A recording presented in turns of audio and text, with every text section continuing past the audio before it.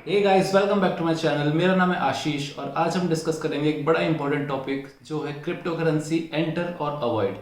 Crypto currency market में हमें enter करना चाहिए या हमें एंटर नहीं करना चाहिए और किस एज पे हमें एंटर करना चाहिए, इस सारे सवालों का जवाब आज हम आपको देंगे इसी चैनल पे।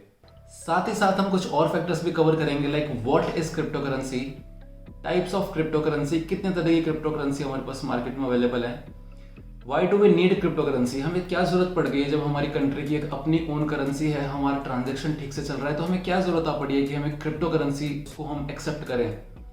नंबर 4, रिस्क कितना है हमारा इस मार्केट में, अगर हम एंटर होते हैं तो हमें कितना रिस्क है। And last but not the least, क्या सुटेबल एज होनी चाहिए जिसमें हम इसको टारगेट कर सकते हैं, एज अ कैरियर भी परसू कर सकते हैं अगर आप बहुत ज़्यादा कॉन्फिडेंट है अपने आप में। What is crypto currency? Crypto currency क्या है? क्रिप्टो करेंसी दो वर्ड्स को मिला के एक वर्ड बनाया गया है जो कि crypto and currency. Number 1 is crypto. Crypto क्या होता है? Crypto is derived from cryptography. And cryptography में क्या होता है, अगर आप कोई आईटी के स्टूडेंट रहे हैं तो आपको जरूर कुछ ना कुछ आइडिया होगा कि क्रिप्टोग्राफी क्या होता है, वो हमारे सब्जेक्ट्स में भी रहता है। After all I am engineer, तो मैंने ये चीज़ें पढ़ी हैं तो मैं आपको थोड़ा ब्रीफ में इंट्रोडक्शन करा सकता हूँ। अगर आपको नहीं आइडिया है तो कोई दिक्कत नहीं है, मैं आपको हल्का सा आइडिया दे दूंगा, आपको काफ़ी हद तक चीज़ें समझ आ जाएंगी। क्रिप्टोग्राफी होता है like I have this is A person and this is person number B. तो अगर इन दोनों के बीच में कोई भी कम्युनिकेशन या ट्रांजैक्शन होता है तो सेंडर जो है उसको एनक्रिप्टेड फॉर्म में भेजता है और जो रिसीवर होता है उसको डिक्रिप्ट करके और उसके पास तक मैसेज पहुंच जाता है। इन केस ऑफ क्रिप्टोग्राफी ये प्रोसेस तो होता है लेकिन इसके बीच में जो कोई भी थर्ड मेंबर, थर्ड पार्टी कोई भी इंटरफेयर नहीं कर सकती है, आके कोई भी बीच में आके इसको हैक नहीं कर सकती है। इन दोनों की कम्युनिकेशन क्या चल रही है, क्या ट्रांजेक्शन चल रही है, इन दोनों के बीच में जो है वो प्राइवेट है, इसलिए इसको काफ़ी सेफ माना जाता है। और क्रिप्टो करेंसी जो है हमारी वो इसी के बेस पे चलती है। क्रिप्टो करेंसी में हमारा SHA-256 एक कंप्यूटेशनल एल्गोरिथम होती है जो कि नेक्स्ट टू इम्पॉसिबल है उसको हैक करना, तो वो काफ़ी ज़्यादा सिक्योर माना जाता है इसलिए क्रिप्टो करेंसी को।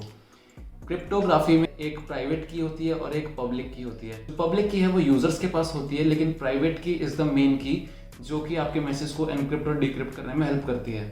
अगर आपके पास प्राइवेट की नहीं है तो it's very much difficult for you to take out that message अगर आप थर्ड पर्सन है तो, इसलिए इसको काफी सेफ माना जाता है और ये काफी सेफ है इसलिए रिलायबल भी है। नेक्स्ट पॉइंट कम्स कि कितने तरीके की हमारे पास क्रिप्टो करेंसी अवेलेबल है मार्केट में। अराउंड आए दिन हर 10-20 दिन के अंदर एक ना एक क्रिप्टो करेंसी लॉन्च होती रहती है, तो we have thousands of cryptocurrency till date.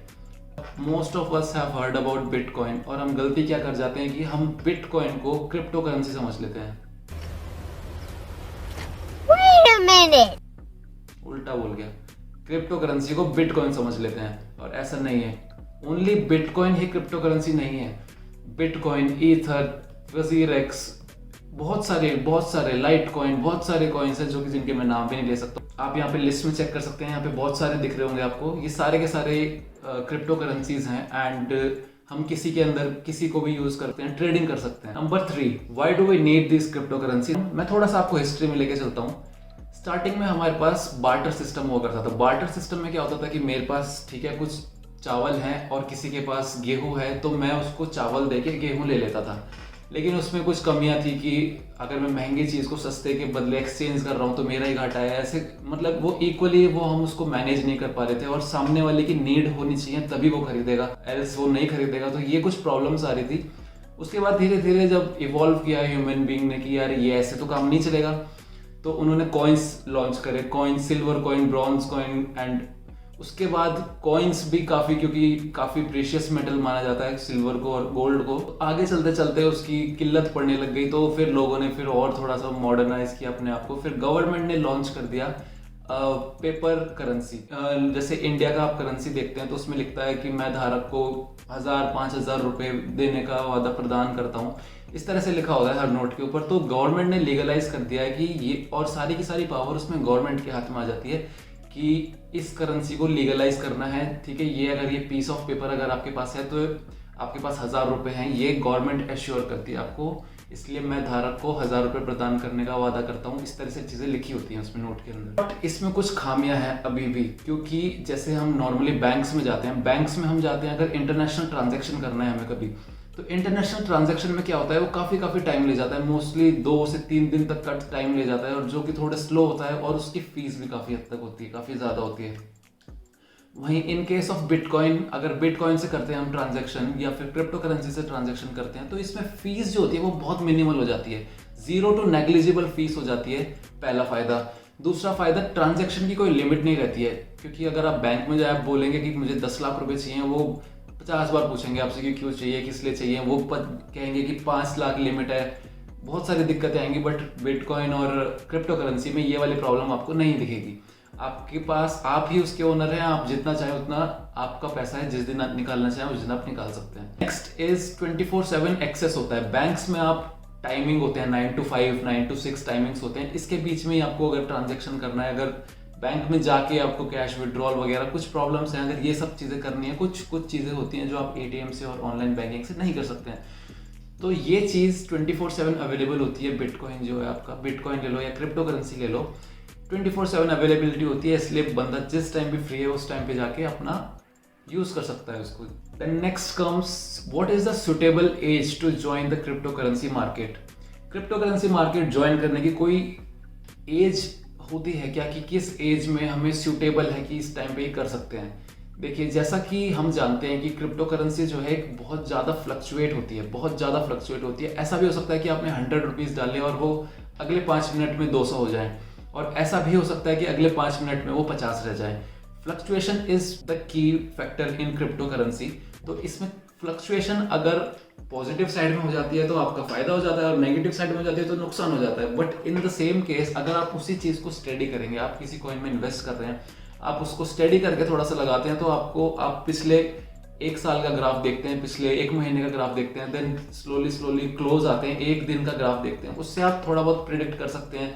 और साथ ही साथ इनकी जो न्यूज़ होती हैं, इनकी न्यूज़ देख के आप प्रिडिक्ट कर सकते हैं कि ये कॉइन आगे जाएगा या नहीं जाएगा। अगर पॉजिटिव न्यूज़ आती है प्रोबेबली वो हमेशा आगे बढ़ता है, एंड अगर कुछ नेगेटिव इम्पैक्ट पड़ जाता है या कुछ कहीं पर भी, जैसे इंडिया में अगर अभी बैन होने की अफवाहें चल रही थी, इंडिया में बैन भी नहीं है, लीगल भी नहीं है, आपको मैं बता दूं, तो इंडियन पीपल यूज़ कर रहे हैं अभी उसको। इनको इस तरह का लॉ नहीं था अभी तक, अभी गवर्नमेंट कुछ अमेंड करने के प्लान में लग रही है। तो अगर ये अच्छी न्यूज़ आती है तो हो सकता है कि एकदम से मार्केट बूम कर जाए, क्योंकि India is a very big market for crypto currency right now, और पोटेंशियल रखता है इंडिया बहुत ज़्यादा ग्रो करने के लिए। सेकेंड चीज़, अगर आपको इसमें एंटर करना है तो आपकी एज अगर 20 to 30 है तो ये फेवरेबल एज बोली जाती है। मोस्ट फेवरेबल इसलिए कह रहा हूँ मैं, क्योंकि इस टाइम पे आप लोग या तो कॉलेजेस में होते हैं या फिर आपकी नई नई जॉब लगी होती है। जॉब लगी है अगर आपकी और आपके पास पैसा है, you don't have a family to feed इस टाइम पे, तो आपके पास आपका पैसा है, इंस्टेड ऑफ इधर उधर उड़ाना, आप अगर उसको इन्वेस्ट करते हैं, इन्वेस्ट करने की बहुत सारी जगह होती हैं, मैं इसके लिए डेडिकेटेड सेपरेट वीडियो बना दूंगा। आप इसको stock market, mutual funds and FDs हो गई, बहुत जगह आप अपना पैसा इन्वेस्ट कर सकते हैं, स्टॉक मार्केट में एंड क्रिप्टो मार्केट में बहुत सारी जगह होती है। इसके लिए एक डेडिकेटेड अलग वीडियो बना देंगे हम। लेकिन अभी के लिए आप कहीं ना कहीं अगर इन्वेस्ट करें तो it's better, but in case अगर आप क्रिप्टो के लिए देख रहे हैं तो आप पहले उसको समझिए, आप उसको समझिए कि किस तरह के आपके फायदे हो सकते हैं और कहाँ तक आपको नुकसान भी हो सकता है। और किसी भी कॉइन में इन्वेस्ट करने से पहले सबसे पहले आप देखिए कि उसका पिछला ट्रैक रिकॉर्ड कैसा रहा है और आगे उसका कैसा हो सकता है, डिपेंडिंग अपॉन द न्यूज़ और वो किस तरह का काम करते हैं। तो 20 से 30 ईयर वाले जो बंदे हैं वो बहुत ज़्यादा रिस्क टेकिंग कैपेबिलिटीज़ होती हैं, गर्म खून होता है बंदों का, इन शॉर्ट अगर अपनी भाषा में बोले तो गर्म खून होता है। तो लोग बहुत ज़्यादा प्रेफर करते हैं कि अभी लगा दो, घाटा भी होगा तो भी कोई बात नहीं है, देख लेंगे। तो माइंडसेट होता है जो न्यू जनरेशन रहती है इनका। लेकिन if your age is like 35 and above, तो आपके पास एक फैमिली होती है, आपके पास बड़ी सारी जिम्मेदारी आ जाती हैं, तो इन दैट केस लोग थोड़ा हिचकिचाते हैं कि मैं यार इसमें इन्वेस्ट करूंगा तो थोड़ा सा अगर घाटा हो जाता है, अगर वाली बात आ जाती है, क्योंकि वो थोड़ा सा रिस्क फैक्टर, उनका रिस्क टेकिंग कैपेबिलिटीज थोड़ी कम हो जाती हैं जैसे जैसे एज ग्रो करती है। तो अगर आप इन्वेस्ट करते हैं और अगर आप एंटर करना चाहते हैं तो it's the best time to enter. जो मेरी एज वाले हैं, मैं अपना भी बताता हूँ, मैं अपना एक्सपीरियंस भी शेयर करूंगा अभी। तो रिस्की है मानते हैं, लेकिन जो चीज़ ज़्यादा रिस्की होती है वो ज़्यादा देके भी जाती है और ज़्यादा लेके भी जाती है।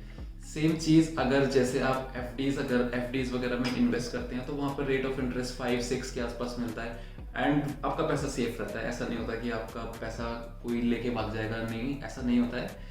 कम होने के चांसेस नहीं होते हैं क्योंकि वहाँ हमेशा बढ़ता हुआ मिलता है, लेकिन कम रेट में बढ़ता है। और जहाँ ज़्यादा रिस्क होगा वहाँ ज़्यादा बढ़ेगा। ये चीज़, ये फॉर्मूला, तो ये तो मंत्र है, ये तो हमेशा सक्सेसफुल होता है। नेक्स्ट कम्स, मैं अपना एक्सपीरियंस शेयर करता हूँ। मेरी एज करीब 23-24 है एंड मैं अभी जॉब करता हूँ, आई एम सॉफ्टवेयर इंजीनियर। तो मैं इस टाइम रिस्क टेकिंग कैपेबिलिटी बहुत ज़्यादा रखता हूँ।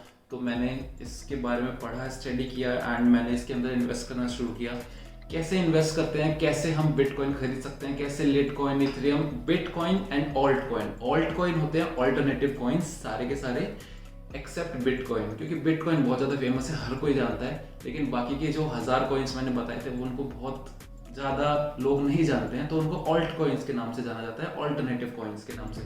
तो ऑल्ट कॉइन्स और बिटकॉइन्स में आप कैसे इन्वेस्ट कर सकते हैं, ये सारी एक डेडिकेटेड वीडियो नेक्स्ट वीडियो में बनाने वाले हैं इसके ऊपर। And stay tuned. इस वीडियो के लिए इतना ही। अगर आपको वीडियो अच्छी लगे, कोई सुझाव है कमेंट बॉक्स में ज़रूर बताएं। लाइक करें, सब्सक्राइब करें और दोस्तों तक फैलाएं अपने। जय हिंद, जय भारत।